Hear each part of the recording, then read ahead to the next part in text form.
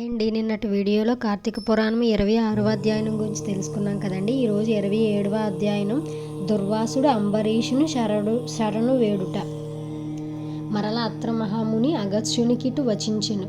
కుంభసంభవ శ్రీహరి దుర్వాసునితో ఎంతో ప్రేమను చేరదీసి ఇంకనూ ఇట్లు చెప్పెను.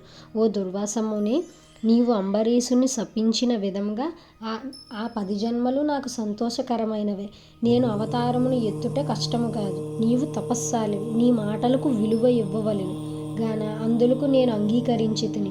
బ్రాహ్మణుల మాట అసత్యమైనచో వారికి గౌరవం ఉండదు. ఇటు భక్తులను కాపాడుట, అటు బ్రాహ్మణుల మాట తప్పకుండుట నా కర్తవ్యము. నీవు అంబరీషుని ఇంట భుజింపక వచ్చినందుకు అతడు చింతాక్రాంతుడై బ్రాహ్మణం పరివృతుడై ప్రయోపవేశమునర్చి ఎంచినాడు. ఆ కారణము వలన విష్ణు చక్రము నిన్ను బాధింపబూనెను.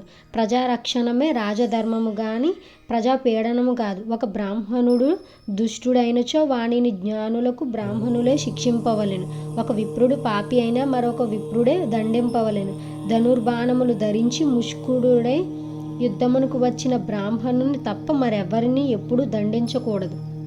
క్షత్రియ యువకుని దండించుట కంటే పాతకము లేదు. విప్రుని హింసించినవాడు హింస చేయువాడును బ్రహ్మహంతకులని న్యాయశాస్త్రములు ఘోషించుచున్నవి. బ్రాహ్మణుని సిగపట్టి లాగినవాడును కాలితో తన్నినవాడును విప్రద్రవ్యము హరించువాడును బ్రాహ్మణుని గ్రామము నుండి తరిమినవాడును విప్ర పరిత్యాగ మొనరించిన వాడును కూడా బ్రహ్మహంతకులే అగుదురు. కాన ఓ దుర్వాస మహర్షి, అంబరీషుడు నీ గురించి తపస్సాలియు విప్రోత్తముడగు దుర్వాసుడు నా మూలమున ప్రాణ సంకటమును పొందుచున్నాడు. అయ్యో, నేను బ్రాహ్మణ హంతకుడు నైతినే అని పరితాపము పొందుచున్నాడు.